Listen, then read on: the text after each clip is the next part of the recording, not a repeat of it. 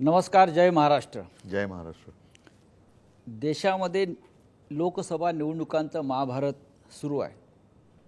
पण हे महाभारत इतकं लांबलेलं आहे या निवडणुकांचं आणि संपूर्ण देशामध्ये जणू युद्धाची परिस्थिती आहे अशा प्रकारचं एक वातावरण निर्माण झालं आहे. आणि त्या महाभारतामध्ये सगळ्यात जास्त लक्ष कुठल्या राज्याकडे असेल तर ते महाराष्ट्राकडे आहे. आणि महाराष्ट्रात खास करून शिवसेनेचे पक्षप्रमुख उद्धव ठाकरे आणि त्यांच्या नेतृत्वाखालची शिवसेना ही या महाभारतामध्ये कोणती भूमिका बजावणार आहे याकडे संपूर्ण देशाचं लक्ष लागून राहिलं आहे. आज आपल्या स्टुडिओमध्ये सामनाच्या स्वतः शिवसेना पक्षप्रमुख उद्धव ठाकरे उपस्थित आहेत. आपण त्यांच्याशी या महाराष्ट्रातल्या आणि देशाच्या निवडणुकांवर चर्चा करावी आणि आपल्या मनातले जे प्रश्न आहेत देशाच्या महाराष्ट्राच्या जनतेच्या त्यावर त्यांचं मत घ्यावं. उद्धवजी, या आजच्या चर्चेमध्ये आपलं स्वागत. जय महाराष्ट्र. जय महाराष्ट्र. खरं म्हणजे एक प्रदीर्घ प्रवास करून आपण परत मुंबईत आलेला आहात. गेले अनेक दिवस आपण महाराष्ट्राच्या कानाकोपऱ्यात फिरताय. फक्त शिवसेनेचेच उमेदवार नाहीत तर काँग्रेस असेल, राष्ट्रवादी काँग्रेस असेल, अशा प्रत्येक उमेदवारासाठी आपण जातीनं वेळ देताय आणि महाराष्ट्रामध्ये या रणरणत्या उन्हामध्ये फिरताय.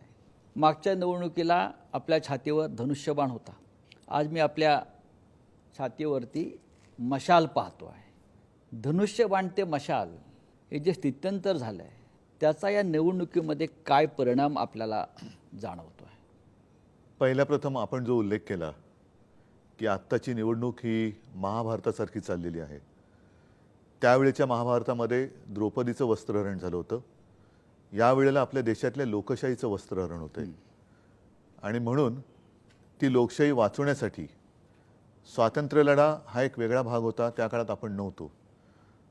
पण ज्यांनी ज्यांनी संघर्ष केला, बलिदान दिलं, त्या सर्व क्रांतीवीरांनी आणि त्याग करणाऱ्या सगळ्या स्वातंत्र्य सैनिकांनी अफाट कष्ट करून, शौर्य गाजून आपल्याला हे स्वातंत्र्य मिळवून दिलं.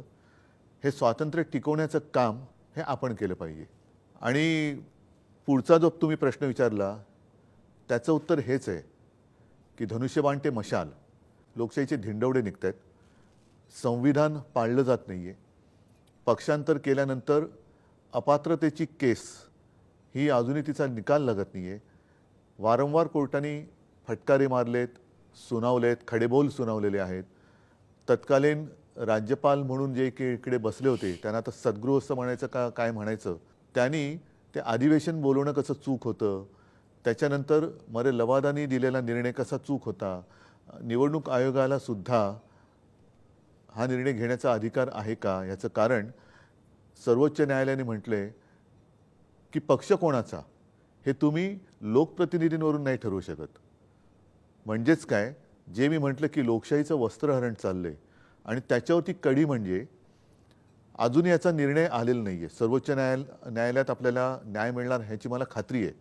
कारण तसं घटनेमध्ये नमूद आहे परिशिष्ट 10. सर्वोच्च न्यायालयाचा निकाल बाकी असताना पंतप्रधान आपल्या शिवसेनेला, म्हणजे माझ्या शिवसेनेला, जी शिवसेना बाळासाहेबांनी स्थापन केली, जिचं नाव माझ्या आजोबांनी ठेवलं, तिला नकली सेना म्हणतात. ह्याचा अर्थ उघड आहे की निवडणूक आयोग हा त्यांचा नोकर आहे. लवादाने सुद्धा ते म्हणतील तसंच काम केलेलं आहे. आता सर्वोच्च न्यायालयाने सुद्धा आम्हाला हे चिन्ह किंवा नाव देऊ नये असा अप्रत्यक्ष दबाव हे आपले प्रधानमंत्री सर्वोच्च न्यायालयावरती आणतात की काय, असा प्रश्न पडलेला. म्हणजे संपूर्ण यंत्रणेवर दबाव आहे, नासून टाकले, दहशत आहे. होय. मी जो मगाशी उल्लेख केला महाभारताचा, हे महाभारत सुरू आहे या देशामध्ये. महाभारताचा लढा हा धर्मासाठी झाला, सत्यासाठी झाला.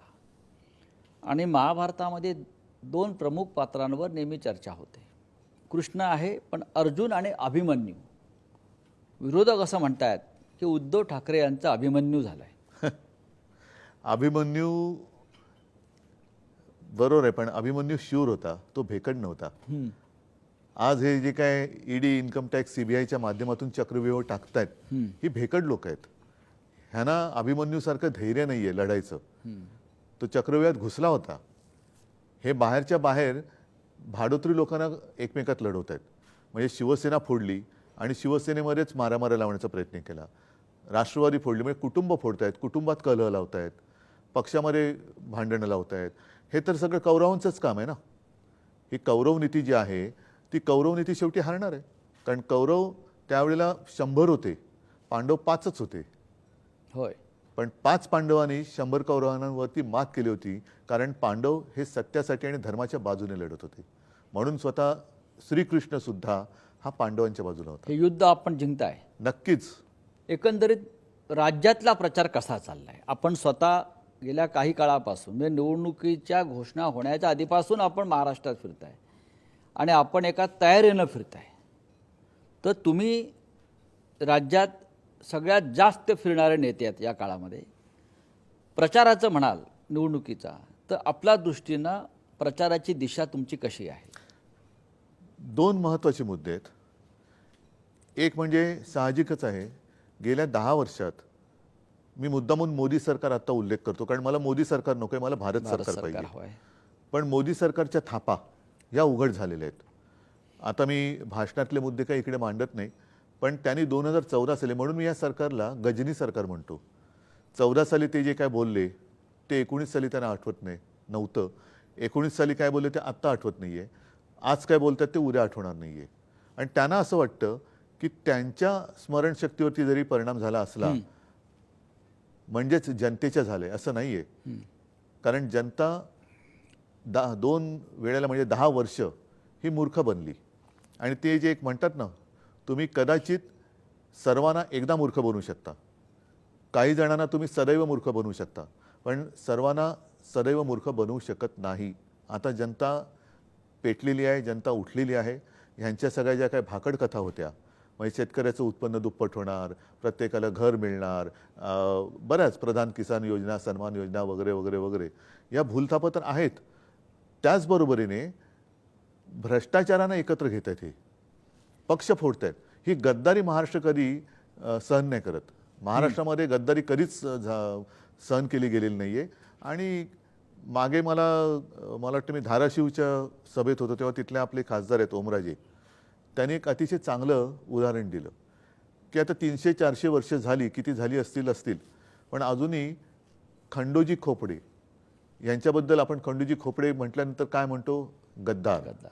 पण बाजीप्रभू देशपांडे, तानाजी मालुसरे, कान्होजी जेरे हे म्हटलं की हे कट्टर सैनिक. म्हणजे त्यांना 300-400 वर्ष झाल्यानंतरही त्यांच्या माथी जो बसलेला गद्दारीचा शिक्का आहे तो पुसता नाही आलेला. तर या भेकडांची काय अवस्था आहे? हा जो भेकड किंवा गद्दार हा विषय जो आहे महाराष्ट्रात गेल्या 2 वर्षापासून चाललेला, हा जनतेमध्ये पोचलेला आपल्याला प्रचारात दिसतोय का? फारच तीव्रतेने तो जाणवतोय. आणि तुम्ही मगाशी जो उल्लेख केला, ही माझ्या छातीवरती मशाल आहे, जनतेच्या हृदयात मशाली पेटल्यात. कारण ती एक आग आहे आता आपल्याबरोबर झालेलं विश्वासघात. कारण बघा तुम्ही 14 आणि 19ला प्रधानमंत्रीपदी मोदी जे पोहोचले त्याच्यात महाराष्ट्राचा सिंहाचा वाटा होता. 40पेक्षा अधिक खासदार हे एकट्या महाराष्ट्राने निवडून दिले होते. आणि महाराष्ट्राने एवढं भरभरून दिल्यानंतरही तुम्ही केवळ शिवसेनेशी नाही गद्दारी केलीत, तुम्ही महाराष्ट्राचा घात केला. कारण एकतर शिवसेना ही मराठी अस्मिता जपणारी आहेच, हिंदुत्वाचा जागर करणारी आहेच. त्याचबरोबरीने महाराष्ट्राचा घात मी एवढ्यासाठी म्हणतो कारण महाराष्ट्रातले अनेक उद्योगधंदे मोदीजीने आपल्या गावी म्हणजे गुजरातला नेले. महाराष्ट्रात येणारे उद्योगधंदे हे गुजरातला नेले.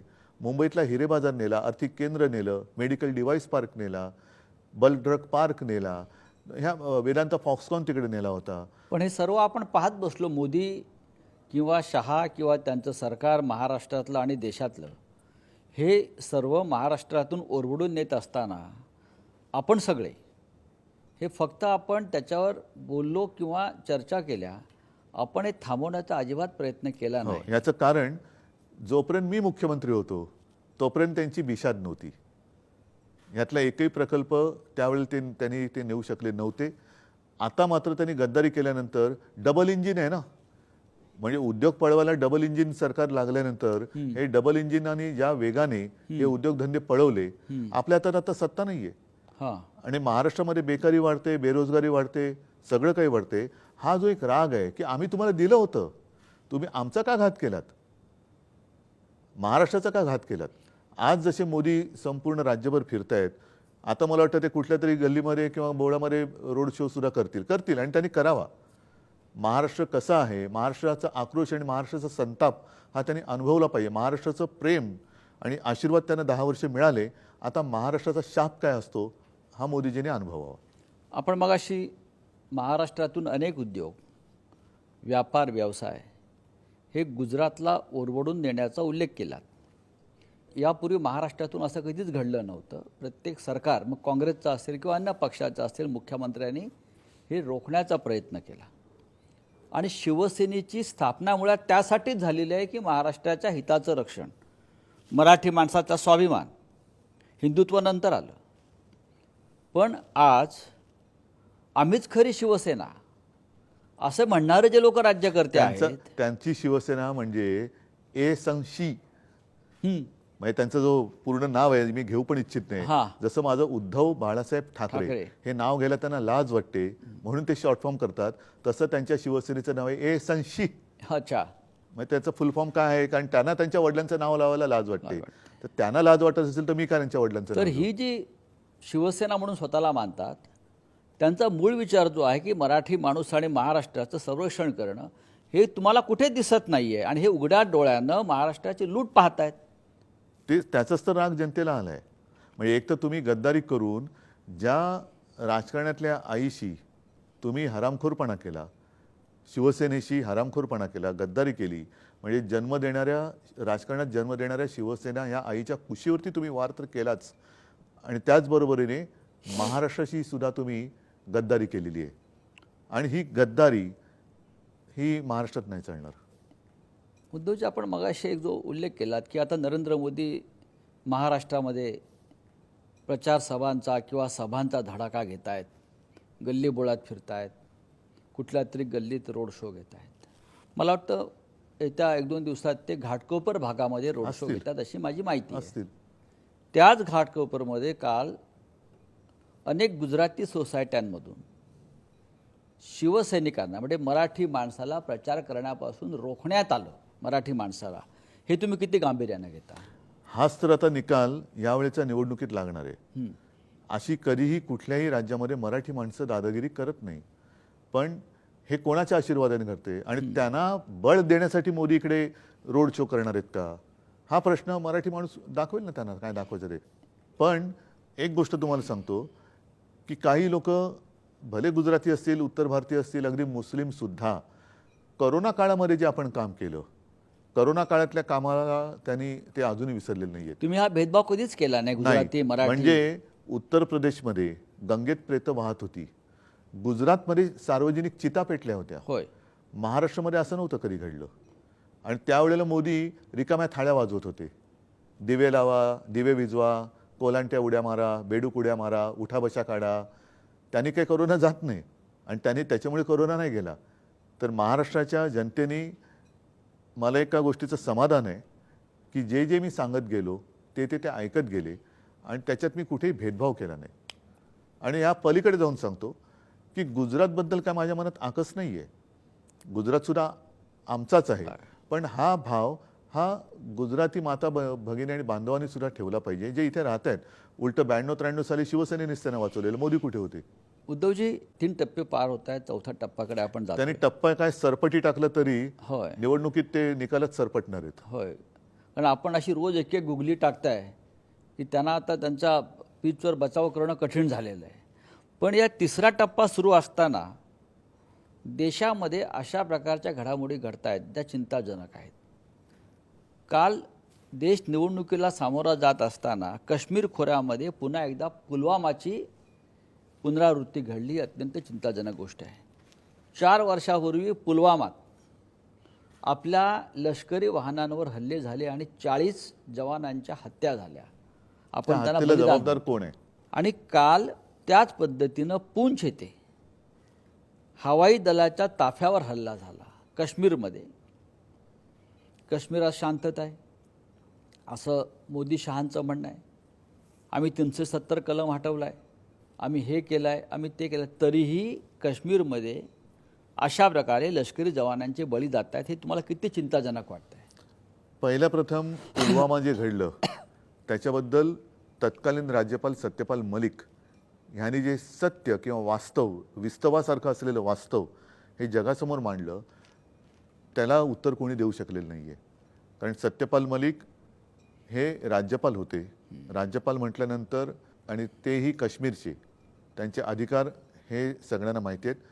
अधिकृत पदावरती असलेल्या, घटनात्मक पदावरती असलेल्या माणसाने जेव्हा हे भीषण सत्य जनतेसमोर आणलं, त्याच्यावरती आज कोणी चर्चा करत नाही आहे. आणि म्हणून मी पहिले जे तुम्हाला म्हटलं की काल जो हल्ला झाला त्याला जबाबदार कोण, पुलवामाचा जो हल्ला झाला त्याला जबाबदार कोण, आणि मग हा जबाबदारीचा धोंडा हा ज्याच्या त्याच्या पदरामध्ये आपण टाकणार आहोत की नाही. कारण अजूनही जर का काश्मीर अशांत असेल तर मग कशासाठी यांना परत मतं द्यायची. जर एका बाजूने लेह लडाखमध्ये असेल, अरुणाचलमध्ये असेल, चीन अतिक्रमण करतोय, रस्ते बांधतोय, आपल्या गावाची नावं बदलतोय, तरीसुद्धा आम्हाला काही म्हणजे सरकारला काय वाटत नाही. काश्मीरी पंडित अजून निर्वासित छावण्यात आहेत. मध्ये मोदीजी बोलले होते, ते माननीय हिंदू हृदय सम्राट शिवसेना प्रमुखांबद्दल बोलले होते की बाळासाहेबांनी हा नाही विचार केला की काश्मीरमधले पंडित माझा काय संबंध. कारण अख्ख्या देशात तेव्हा फक्त हिंदू हृदय सम्राटच होते की त्यांनी महाराष्ट्रामध्ये त्या काश्मीरी पंडितांना बोलावलं, त्यांना व्यवस्थित त्यांना आसरा दिला. तेव्हा मोदी हे नावसुद्धा कुठल्या क्षितिजावरती नव्हतं. मग आता तुम्ही तर मुख्य पंतप्रधान आहात. काश्मीरमधले पंडित घरी जाऊ शकत नाहीत, काश्मीरमधले हल्ले तुम्ही थांबवू शकत नाहीत. मणिपूर अशांत होऊन आज जवळपास वर्ष झालं, अजूनही मोदी तिकडे जात नाही आहेत. मोदी मणिपूरबद्दल काही बोलत नाही आहेत.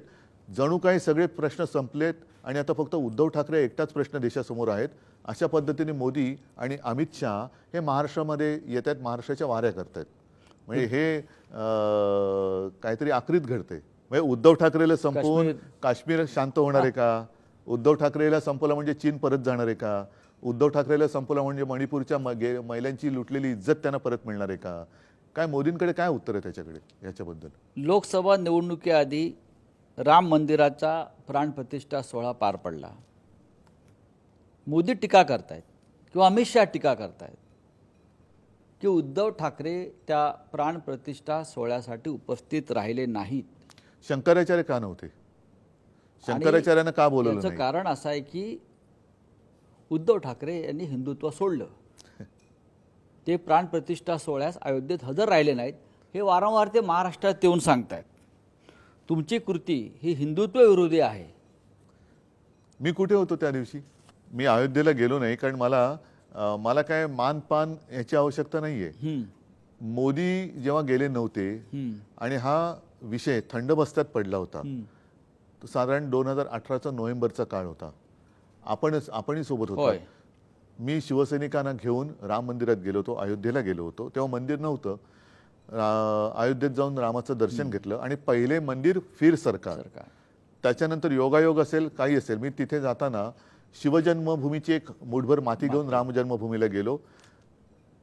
एक वर्षभरामध्ये म्हणजे पुढच्या नोव्हेंबरमध्ये राम जन्मभूमीच्या, राम मंदिराच्या बाजूने सर्वोच्च न्यायालयाचा निकालही लागला. आणि योगायोग असेल, त्याच पुढच्या महिन्यात माझ्या ध्यानीमनी नसताना मी मुख्यमंत्री झालो. मी मुख्यमंत्री झाल्यानंतर सुद्धा परत गेलो. मी मुख्यमंत्री झाल्यानंतरही गेलो होतो. आणि जेव्हा हे राम मंदिराचं त्यांनी तिकडे सगळं जे काही केलं, शंकराचार्यांनी त्याच्यावरती टीका केली. आणि मी सुद्धा असं म्हटलं की तुम्ही शंकराचार्यांना एक मान सन्मान देऊन बोलवायला पाहिजे होतं. तुमच्या आजूबाजूला शंकराचार्य नव्हते, पण भ्रष्टाचारी सगळे होते. आणि 22 तारखेलाच तुम्हाला सर्वांना माहिती आहे, तुम्ही सोबत होतात, मी काळाराम मंदिरात गेलो होतो. जिथे आम्ही जातोय म्हटल्यानंतर स्वतः मोदीजी गेले होते आणि साफसफाई कशी व्यवस्थित होते की नाही बघून आले होते. त्या काळाराम मंदिराचं एक वेगळं वैशिष्ट्य आहे. ह्या काळाराम मंदिरासाठी महामानव डॉक्टर बाबासाहेब आंबेडकरांनी संघर्ष केला होता. कारण हा राम माझा सुद्धा आहे, हा राम कोणाची मक्तेदारी नाही. आज जी भाजपाची मक्तेदारी होते आहे, म्हणूनच मी नारा दिला होता की भाजप मुक्त राम मला पाहिजे. आणि तसाच त्यावेळेला हे जे सगळे मुद्दामून त्यांना मी शब्द वापरतो, बुरसटलेले गोमूत्रधारी, त्या विचाराची जी लोक तेव्हा होती, त्यांच्या विरुद्ध डॉक्टर बाबासाहेब आंबेडकरांनी लढा दिला होता की हा राम माझा आहे, माझा सुद्धा आहे, आणि राम मंदिरात जाण्याचा अधिकार माझा सुद्धा आहे. तेव्हा त्यांना जे अडवत होते तेच आता माझ्यावरती टीका करतायत. आणि त्या काळाराम मंदिरामध्ये मी जाऊन तिथे गोदावरीची पण आरती केली आणि राम मंदिर होते त्याचं मी स्वागत केलं. मात्र राम मंदिर हे सर्वोच्च न्यायालयाच्या निकालामुळे झालेलं आहे. हो, पण उद्धव साहेब त्यांची अशी भूमिका आहे की ते असं टीका करतायत की आपण काँग्रेस आणि राष्ट्रवादी या दोन पक्षांबरोबर गेलेला आहात मग काय झालं? आणि त्याच्यामुळे तुम्ही औरंगजेबाच्या विचारांना पुढे चाललाय आणि तुम्ही औरंगजेब फॅन्स क्लबचे आता मेंबर झालेला आहात. हा काय प्रकार आहे? यांना वारंवार औरंगजेब आठवतोय. कारण त्यांना त्यांचा आवडता केक जो पाकिस्तानात त्यांनी नवाज शरीफच्या वाढदिवसाला जाऊन खाल्ला होता हां. त्याची आठवण येते. पाकिस्तानात जाऊन बिन बुलाए मेहमान हे पाकिस्तानात जाऊन नवाज शरीफचा केक खाणारी लोक हे मला औरंगजेबाचा फॅन म्हणू शकत नाही. कारण औरंगजेब सुद्धा गुजरातमध्येच जन्माला होता होय. आणि तो जसे हे दिल्लीत गेले तसं औरंगजेब आग्र्यात होता. आणि औरंगजेब सुद्धा महाराष्ट्र जिंकण्यासाठी इकडे 27 वर्ष त्यांनी रोड शो वगैरे केले असतील नसतील कल्पना नाही मला, पण जिंकण्यासाठी इकडे 27 वर्ष बसला होता. पण पुन्हा तो आग्र्याला जाऊ शकला नव्हता. कदाचित तेव्हा औरंगजेबाने सुद्धा मोठमोठ्या सभा घेतल्या असतील किंवा रोड शो सुद्धा केले असतील. नक्कीच तो त्यांनी काय रोड शो केले होते. माझ्याकडे येताना काय मोठा लवाजमा घेऊन इथे येत होता ना, हत्ती घोडे पायदळ, हा रोड शोच होता. पण तेव्हाचं महाराष्ट्राचं जे शौर्य आहे, औरंगजेबाच्या तंबूचे कळस कापणारे मराठी आज सुद्धा जिवंत आहेत. होय. त्यांचेच वंशज आज महाराष्ट्रामध्ये आहेत. पण मोदी आणि शहा वारंवार महाराष्ट्रात येऊन अलीकडे उद्धव ठाकरे हे त्यांचं पहिला क्रमांकाचं टार्गेट आहे आणि त्यानंतर शरद पवार हे दोन प्रमुख नेते महाराष्ट्राचे, ज्यांनी पुन्हा एकदा महाराष्ट्राची सूत्र आपल्या हातामध्ये घेतलीत राजकारणाची. आणि बहुधा मोदी शहांना महाराष्ट्राचं भय वाटतं आहे. मुळात औरंगजेब हे जे विषय आहेत सगळे हे प्रचाराचे विषय असू शकतात का इतक्या वर्षानंतर? हेच माझं म्हणणं आहे की तुम्ही 10 वर्ष काय केलं? तुम्हाला अजूनही म्हणजे आता तुम्हाला पराभवाचं भूत समोर दिसायला लागलं, तुम्ही राम राम राम राम राम राम करायला लागलात. इतके दिवस म्हणजे निवडणुकीमध्ये राम राम राम राम करायचं आणि निवडून आल्यानंतर लोक गेली का मरा मरा मरा मरा मरा करायचं. शेतकरी आत्महत्या करतायत त्यांच्याकडे तुम्हाला लक्ष देता येत नाही. मेला शेतकरी तरी चालेल, 5 वर्षांनंतर बघू. महिलांवरती अत्याचार झाले तरी चालतील, 5 वर्षांनंतर बघू. शेतकरी तुम्हीच सांगितलं होतं की आम्ही त्याला हमीभाव देऊ, उत्पन्न दुप्पट करून देऊ, स्वामीनाथन अहवालाप्रमाणे त्याला हमीभाव देऊ. आणि त्याच्यासाठी शेतकरी दिल्लीत यायला निघाले तर तुम्ही त्यांच्यावरती बंदुका रोखता, त्यांच्यावरती अश्रुधूर सोडता. मग रामराम म्हणायला लागणार नाही तर काय म्हणायला लागणार? त्या शेतकऱ्यांना तुम्ही दहशतवादी संबोधलत, अर्बन नक्षल संबोधलत. आणि आत्ता जे परत तिकडे दिल्लीत चाललेले शेतकरी होते त्यांना तर त्यांचे ते कार्यवाह वगैरे काय म्हणतात, दत्तात्रय होसबळे यांनी सांगितले की शेतकऱ्यांचं आंदोलन म्हणजे अराजक आहे. अशी सगळी जी माणसं आहेत. म्हणून निवडणुकीमध्ये रामाचं नाव राम राम राम, आणि जे निवडून देतील पण निवडून दिल्यानंतर ते जेव्हा तुमच्याकडे येतात त्यांना ते म्हणतात मरा मरा मरा मरा. उद्धव साहेब 10 वर्ष मोदी यांचं सरकार या देशावर आहे. 10 वर्ष खूप मोठा कालखंड आहे की देशाच्या आयुष्याची 10 वर्ष, 10 वर्षात म्हणजे आणि 140 कोटी जनतेची 10 वर्ष. नेत्याला 2 वेळा म्हणजे सलग 10 वर्ष प्रधानमंत्री होण्याची संधी मिळते. पण या 10 वर्षानंतर जेव्हा हे तिसऱ्या निवडणुकीला सामोरे जात आहेत त्या निवडणुकीत मोदींकडे किंवा त्यांच्या पक्षाकडे प्रचाराचे मुद्दे दिसत नाहीत. महागाई, बेरोजगारी, आरोग्य, शिक्षण, राष्ट्रीय सुरक्षा या मुद्द्यावर प्रधानमंत्री बोलतच नाहीयेत. भ्रष्टाचारांना संरक्षण ही मोदी गॅरंटी हा विषय त्यांच्याकडे आहे. त्याच्याबद्दल आपलं काय मत आहे? ना, हा विषय चर्चेत आहेच.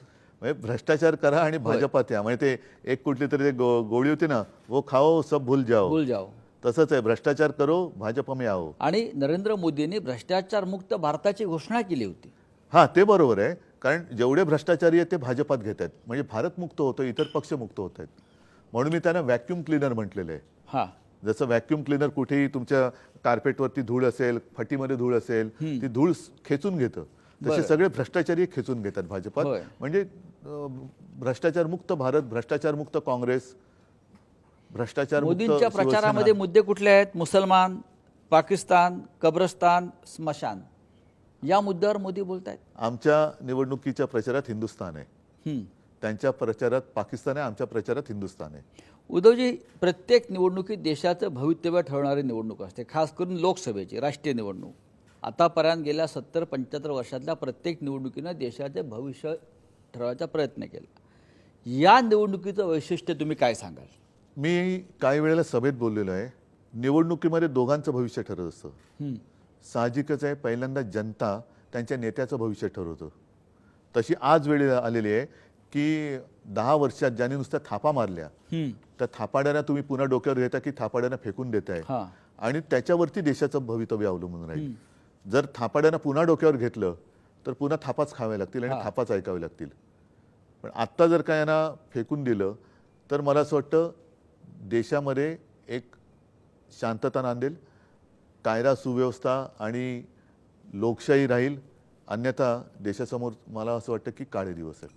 म्हणजे आजचे दिन होते ते काय आले नाही, पण आता कदाचित काळे दिवस येऊ शकतात. उद्धवजी, एका बाजूला प्रचंड पैसा, कुठून आला? ही निवडणूक जी सुरू आहे स्पष्ट दिसत आहे. कुठून आला? एका बाजूला प्रचंड पैसा, अमर्याद सत्ता. निवडणूक रोखे नावाचा प्रकार समोर आला. 10,000 कोटी एका पक्षाच्या खात्यामध्ये जमा झाले. मोजक्या उद्योगपतींकडे पैसा गेला. अशी ताकद असलेला भारतीय जनता पक्ष आणि दुसऱ्या बाजूला शिवसेना असेल, राष्ट्रवादी काँग्रेस असेल किंवा काँग्रेसचं तर खातीच गोठवली. ही लढाई विषम आहे असं वाटत नाही का? विषम तर आहेच आणि भीषण पण आहे. आणि माझी मतदारांना विनंती आहे की तुम्ही ह्या पैशांवरती तुमचे आयुष्य विकू नका. पैसे घेऊन मत देणं म्हणजे आयुष्य आणि तुमच्या भवितव्याची जी काय आहे त्याची वाट लावणं आहे आणि तुमच्या मुलाबाळांचं आयुष्य विकण्यासारखं आहे. त्याच्यामुळे तुम्ही तुमचं आयुष्य विकू नका यांना, कारण हा भ्रष्टाचारातून मिळवलेला पैसा आहे. निवडणूक रोख्यांबद्दल जर तुम्ही विचारलं तर त्यांच्याच मंत्रिमंडळातील ज्या सीतारामनबाई होत्या त्यांच्या पतीने सांगितलेले आहे, परकला प्रभाकरन, की जगातला सगळ्यात मोठा घोटाळा आहे आणि त्याला त्यांनी नाव दिले मोदी गेट. आता मोदी गेट हे जेव्हा आपण लहान होतो तेव्हा अमेरिकेत जे निक्सनचं घडलं होतं वॉटर गेट, तेव्हापासून हा गेट हा शब्द प्रचलित झाला आणि मोदी गेट म्हणजे त्याच्याबरोबर त्यांनी तुलना केलेली आहे. पण वॉटरगेटमुळे निक्सनला जावं लागलं होतं. आता लोकांनी यांना घालवलं पाहिजे, कारण तेवढी नीतिमत्ता भ्रष्टाचार असेल किंवा काही असेल केल्यानंतर त्यांच्यात होती. आता तोच पैसा हे मतं विकत घ्यायला वापरतात. अमेरिका असेल, जपान असेल, साऊथ कोरिया असेल, गेल्या काही वर्षातल्या घटना पाहिल्या तर भ्रष्टाचार केलेल्या त्यांच्या प्रमुख राज्यकर्त्यांना ताबडतोब पदावरून जावं लागलं. आणि इतका मोठा भ्रष्टाचार समोर येऊन सुद्धा मोदी आणि त्यांचा पक्ष आजही सत्तेवर आहेत. त्यांना तुम्ही कसं घालवणार? आम्ही प्रयत्न करतोय पूर्णपणे आणि मला असं वाटतं काही वेळेला मला ते जाणवते, बऱ्याचदा बहुतेक सभेत जाणवते. आम्ही बोलत असतो, भाषण करत असतो, पण लोकांना ते कळलेलं आहे. लोकच समोरून बोलत असतात एक एक विषय. म्हणजे एखाद्या मुद्द्याला सुरुवात केली का लोकच समोरून बोलतात. म्हणजे जागृती हा विषय लोकांसमोर आलेला आहे, झालेला आहे. आणि काल माझी सभा रायगडला होती. पूर्वी ते जे एक नाटक होतं, रायगडाला जेव्हा जाग येते, आता संपूर्ण देशाला जाग आलेली आहे. केवळ रायगडालाच नाही तर देशाला जाग आली. हा जागा झालेला जो देश आहे तो यांना झोपवेल, भ्रष्टाचारांना झोपवेल. उद्धवजी, मुलाखतीच्या पहिल्या भागामध्ये आपण राष्ट्रीय प्रश्नांवर चर्चा केली आणि आपण खूप दिलखुलासपणे अनेक विषयावर बोललात. थोडा आपण विश्रांती किंवा ब्रेक घेऊ आणि परत आपण महाराष्ट्रातल्या अनेक विषयांवर चर्चेला सुरुवात करू. तोपर्यंत नमस्कार, जय महाराष्ट्र.